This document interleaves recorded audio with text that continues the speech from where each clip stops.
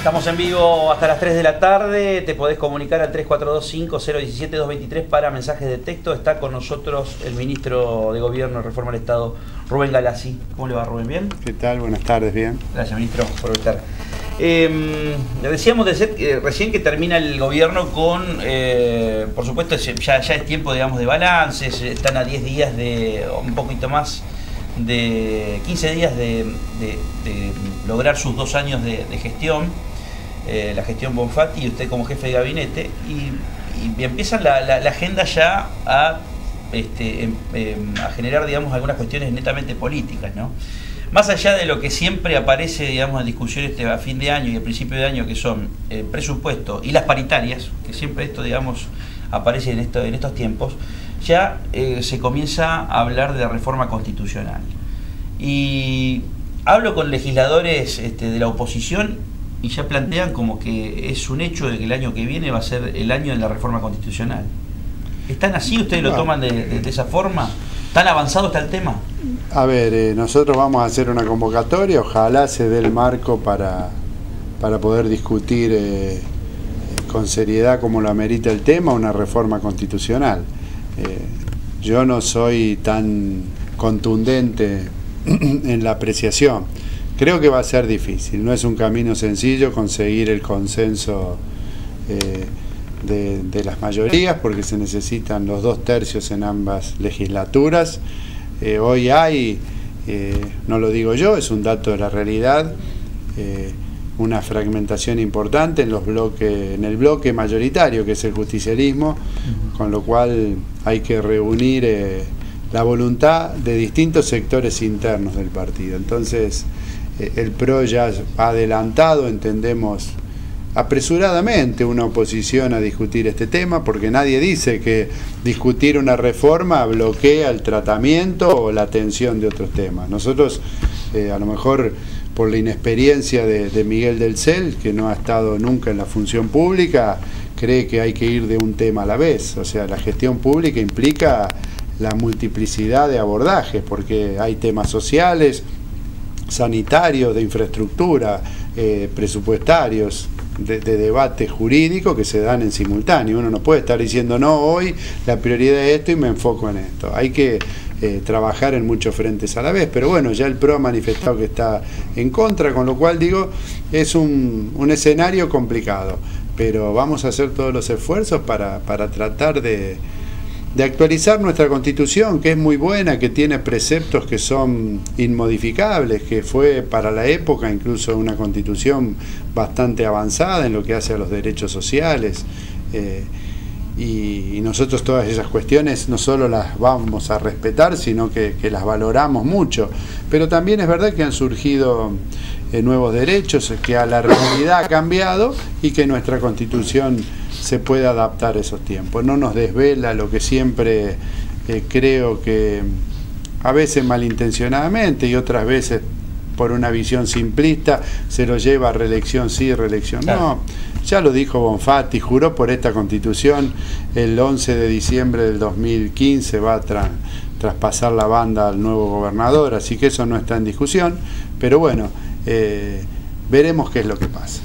Aquel viejo proyecto que se planteaba en el Frente Progresista en el año 2007, cuando ya se conocían que iban a gobernar, en esa transición, que se empezaba a hablar de unicameralidad.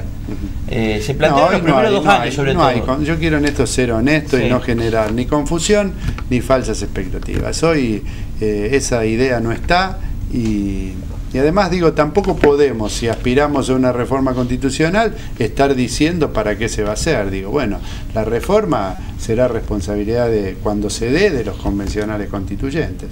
Si no, estaríamos diciendo, vamos a hacer una convocatoria para hacer esto, y creo que eso se acerca bastante a lo que fue la última reforma de la Constitución Nacional, y nosotros creemos que hay que habilitar los temas a modificar y que sean los convencionales constituyentes, cuando esa realidad lo permita, lo que establezcan cuáles son las modificaciones. Ahora, yo lo que veo es que a muchos políticos lo que les seduce es que va a haber elecciones, porque para generar, digamos, la convocatoria de la Asamblea, para ser convencionales constituyentes, tienen que ser electos. eso es como una plataforma política tomado por muchos. ¿Usted lo ve como que puede haber otra elección directamente un año antes de las elecciones más importantes, que son las de 2015? Sí, o sea, elegir los 69 convencionales constituyentes es un paso inevitable para que sesione la Asamblea y reforme la Constitución. Después digo, ¿qué tiene cada dirigente en la cabeza? Habría que preguntarle a uno por uno. Digo, nosotros aspiramos, insisto, no a ir a la elección por sí misma, sino a trabajar por la reforma constitucional en los aspectos, como les decía antes, que entendemos son necesarios realizar, rescatando que la Constitución tiene muchas cuestiones que van a seguir estando en la nueva Constitución. Pero insisto, para nosotros es un tema importante, pero no es un tema que no nos permite dormir, nos desvela, queremos introducirlo para que no se discutan otras cuestiones. No, porque en todos estos años que hemos planteado la reforma constitucional, nunca dejamos de gobernar, de prestar atención a la salud, a la educación, a la seguridad, como estamos haciendo ahora. Es decir, no estamos generando bombas de humo con este tema para desentendernos de otras cosas. Nos ocupamos de la responsabilidad del gobierno y creemos que esto es un tema importante. Si no hay consenso, seguiremos gobernando hasta el 2015. Bueno, como el consenso que hubo a nivel nacional en 1994, que digamos, entre los dos partidos políticos grandes generó todo un proceso de consenso justamente que derivó en la reforma de la Constitución a nivel nacional. En sí mismo, ministro, la convocatoria de Capitanich para el próximo 5 de diciembre, uno puede tomarlo casi exclusivamente como un dato positivo. En sí mismo, que una convocatoria a la provincia es un dato positivo. Ahora, ¿cuándo realmente se va a transformar en positivo una vez terminada esa reunión? Porque puede servir para hacer catarsis, puede servir para sacar los pañuelos y llorar, pero puede servir también para firmar 2 o 3 cuestiones importantísimas para la provincia, liberar plata, autorizar que inversores ingresen a la Argentina. Usted, a priori, ¿en dónde considera que sería una reunión sumamente de importancia para Santa Fe si pasarían qué 2 o 3 cosas en esa reunión? Lo fundamental sería que esta fuese la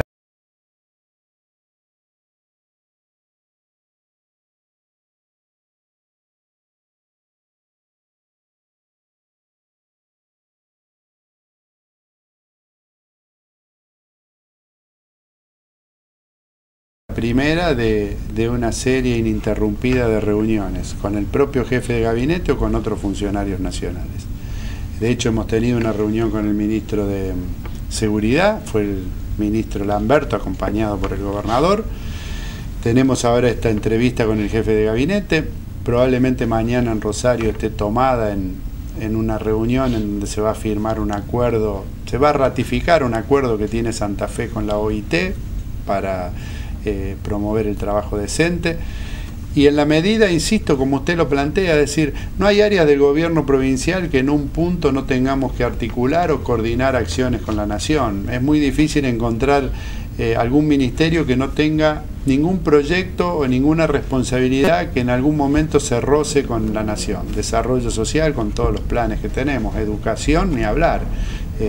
Buena parte de la inversión en infraestructura lo dispone la nación, el resto del presupuesto es de la provincia. Salud lo mismo, infraestructura, 2.600 kilómetros de rutas nacionales en la provincia, el Ministerio de Agua y con todo el tema que tiene que ver prevención de riego hídrico. Los ríos empiezan, el Salado empieza en Salta, termina aquí en Santa Fe, digo, pasa por varias provincias. ¿Qué quiero decir con esto? Ni hablar la coordinación en seguridad o el tema económico, armonizar el tema de la caja de jubilaciones, reconocer este convenio que se firmó hace muchos años en donde la nación se hacía cargo del déficit, en la medida en que la provincia adopte una serie de medidas. Tenemos que trabajar en eso, la provincia y su caja de jubilaciones, armonizar criterios con la nación, y la nación eventualmente, porque seguro de esa armonización va a salir un resultado a favor de Santa Fe, aceptar que tiene que cubrir ese déficit. O sea que la idea es que se agende ese glosario de articulaciones o reclamos y se continúe y que sea una gestión sostenida en el tiempo.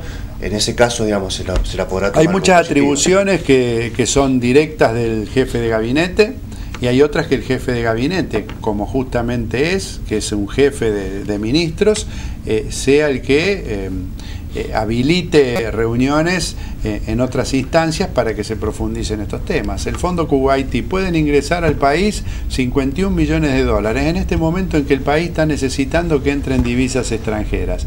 Es un crédito en dólares que se empieza a devolver dentro de 4 años, es decir, para la balanza comercial, para el saldo de divisas, hoy que Santa Fe le esté diciendo, le estamos abriendo una puerta para que entren mañana mismo 51 millones de dólares. Creo que no es una fortuna, no es una fortuna para lo que tiene que ver en comparación con las reservas de divisa que tiene el país, pero es muchísima plata si uno lo pone arriba de esta mesa, ¿no? Claro, claro. Y es además para una obra estratégica que es el acueducto Reconquista. ¿No se firmó el aval? Tiene autorización en el presupuesto, necesitamos ahora el aval de economía. Lo que conversábamos con el gobernador, que pensamos que a lo mejor como está autorizado en el presupuesto 2014, el aval se está esperando para darlo en el 2014, pero yo creo que es un trámite administrativo porque el crédito lo devuelve la provincia, que tranquilamente ya se podría haber hecho para ir ganando tiempo. Y también están los 54 millones de dólares del acueducto Cañero, que es para generar todo un sistema de riego y multiplicar la producción de carne en el norte. Pero insisto, tiene son 100 millones, más de 100 tiene millones. esta faceta que le estoy diciendo, 105 millones de dólares que podrían entrar ya a una tasa de interés muy baja y que se contabilizarían como ingreso de divisa al país y que además recién se empieza a devolver en el caso del Fondo Kuwaití dentro de 4 años. Usted mencionó, discúlpame Rodrigo, usted mencionó el caso del río Salado, puso como ejemplo, ¿no?, todas las dificultades del río, de la crecida de los ríos y cómo hay que monitorear permanentemente su comportamiento, la recurrencia, digamos, de las crecidas. Hay un problema realmente grande en el norte de Santa Fe, que por la decisión de los santiagueños se ha interrumpido, bueno, fue noticia la semana pasada, el curso del río Salado.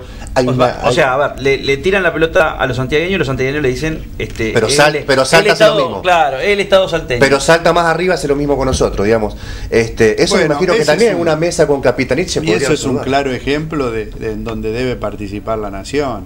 Es decir, no podemos, e incluso algunas de estas decisiones ni siquiera son de los gobiernos, sino que son de productores de esa provincia. No puede ser que un grupo de particulares no interrumpen el paso total del río, pero generan especies de diques de contención que menguan el caudal del río Salado. Nosotros hemos hecho una subniveladora a la altura de Tostado, pero necesitamos un flujo permanente. El acuerdo eran 3 metros cúbicos por minuto, entonces digo, no es un caudal extraordinario, claro.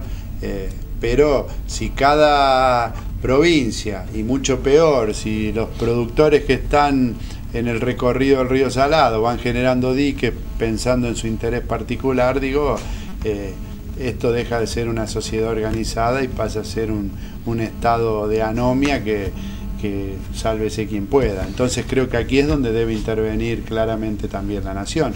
Por eso le digo, no es todo poner dinero, porque la emergencia en el norte, digamos, después, yo el otro día hablaba con Fedele y también lo podíamos cruzar con bueno, pero hay que ver la realidad, porque nosotros estuvimos hace unos meses atrás y la verdad el estado era muy crítico, pero ha habido también muchas lluvias. De hecho, ahora en San Cristóbal, que teníamos una situación mucho más crítica que 9 de julio, que es generalmente el departamento más afectado, llovió en algunas zonas hasta 400 milímetros. Hay que ir viendo, porque además nuestro territorio es tan vasto que a lo mejor uno dice el norte santafesino. Digo, bueno, el norte son millones de hectáreas, hay 4 departamentos obligados en 9 de julio, perdón, 3 departamentos, Vera, 9 de julio y San Cristóbal, que tienen el 30% del territorio, el 3% de los habitantes. Digo, son tan grandes, incluso es muy disímil su geografía. Una cosa es el sur del departamento San Cristóbal y hacia el este, y otro es el norte y lo que es el departamento 9 de julio. O sea que 30% del territorio, 3% de la población, dijo. Sí, en cifras redondas. O sea, Ministro, ¿cuál es la explicación política de la Ruta 1? ¿Por qué no todavía? Bueno, la Ruta 1 fue lamentablemente un proyecto fallido, hay que aceptarlo, pero en esto la responsabilidad fundamental son de las empresas que ganaron la licitación. Entonces, si usted tiene una UTE que funciona a media máquina o menos, bueno, la obra va muy lenta y terminamos en lo que terminamos. Nosotros hemos tenido dificultades en algunas obras, pero en el 90% va bien. Pero tenemos el Hospital de Reconquista con una empresa muy conflictiva y que destina más recursos en abogados que en albañiles. Entonces, bueno, cuando tenemos ese tipo de empresas, lamentablemente... Es lo mismo que pasaba con esta empresa. Y esta empresa no es exactamente igual, pero fue siempre un proceso trabajoso. Amén de que también hay que reconocer que el proyecto original estaba incompleto, o sea, lo que nosotros recibimos de la gestión anterior solo preveía la carpeta asfáltica. Son obras parecidas cuando usted ingresa acá a la ciudad de Santa Fe por la parte...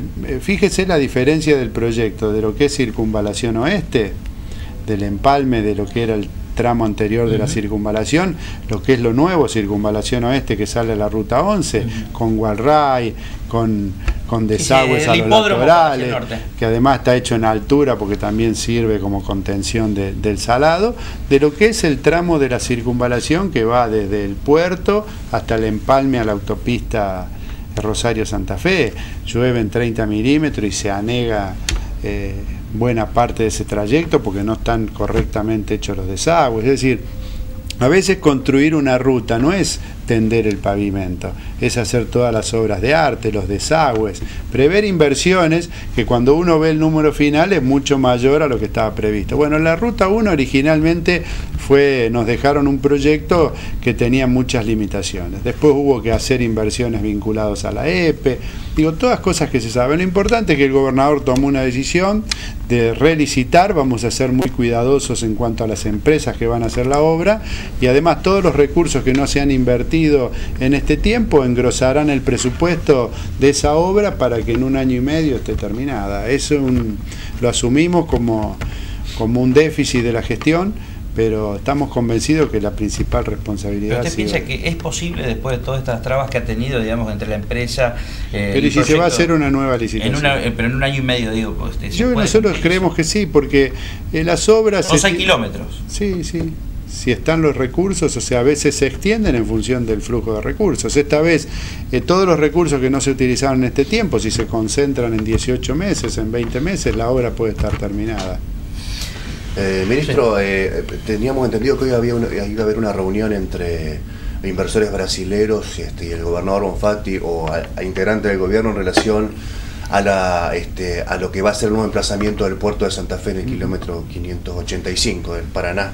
¿Esa reunión se llevó a cabo? La verdad no tengo precisiones y no me gusta hablar de las cosas que no manejo. Sé que esto es un tema que lleva más adelante el Ministerio de Economía, así que la verdad he estado con tantas cuestiones vinculadas a mi área que estamos sí ahí en las vísperas de lo que debería ser el llamado a licitación y bueno, con expectativas a ver si hay realmente interesados o si hay que adoptar alguna otra medida que nos permita seguir sosteniendo el proceso de construcción del nuevo puerto de Santa Fe. ¿Cuál es el tope de la fecha para el 29?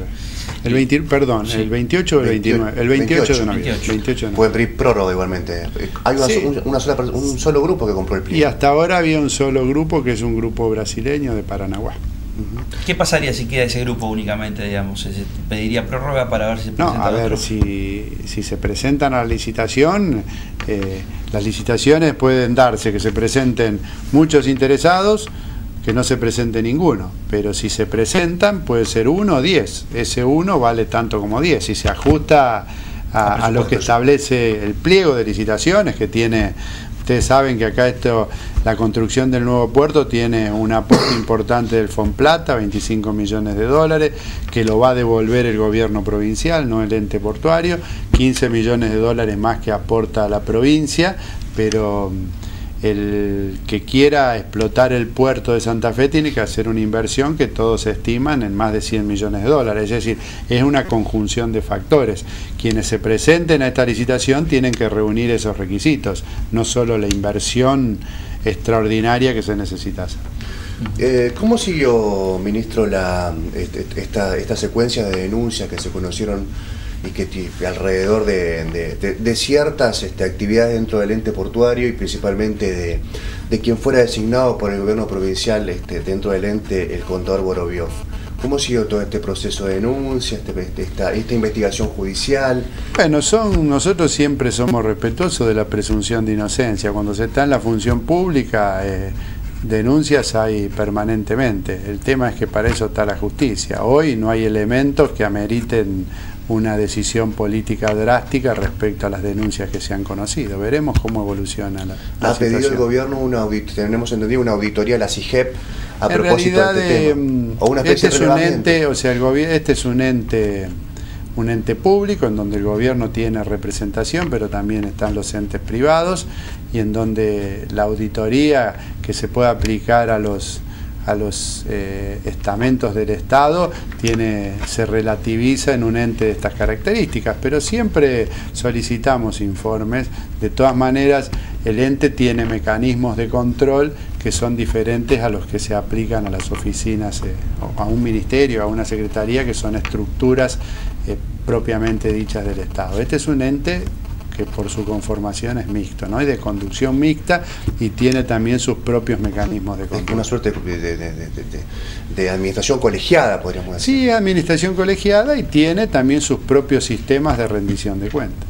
O sea que usted, no lo quiero interpretar, pero en materia administrativa no han encontrado fallas gruesas para no, nosotros, proceder. o sea, ni en cuestiones administrativas, ni hoy en el curso en que están las denuncias y las investigaciones, ameritan que se adopte ninguna decisión política que a la fecha modifiquen el status quo de la conformación del ente.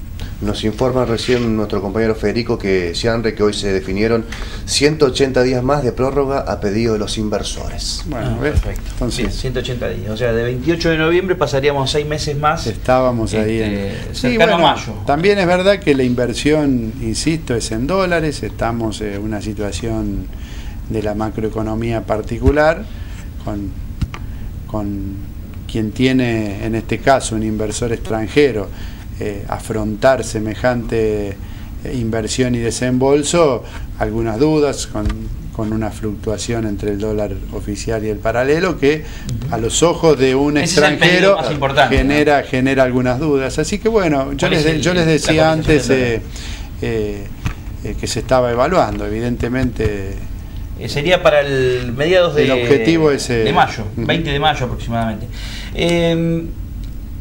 ¿Por dónde pasan los puntos para más importantes del presupuesto, para que arranque bien el año? Y lo relaciono con el pedido ya de muchos dirigentes sindicales de conversar cuál puede llegar a ser. A ver, no sé si a usted le parece, como introducción, le parece que hay un sincericidio, en cierta forma, de algunos dirigentes sindicales que han avalado el modelo nacional y popular, como se dice, el gobierno nacional, con la salida de Moreno. Que era, o sea, nadie lo defendió Moreno del sindicalismo. No sé si usted lo percibió de esa forma.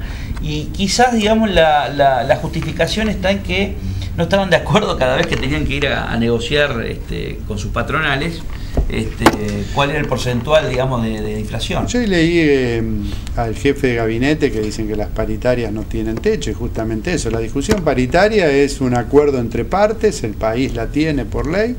Nosotros acá lo tenemos para el caso de los trabajadores estatales, ya sean los de la administración central, los docentes, viales, de salud, el régimen de paritaria. Iremos a discutir como ha sucedido todos estos años.